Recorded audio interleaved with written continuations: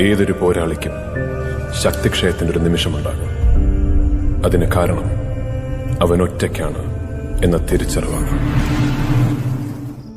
കൂടെ ആരുമില്ലാൻ തോന്നിയാൽ, എല്ലാം നഷ്ടമായും തോന്നിയാൽ തല ഉയർത്തി നോക്കാം.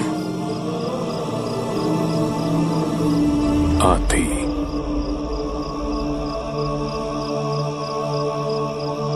അത് ഞാനാണ്.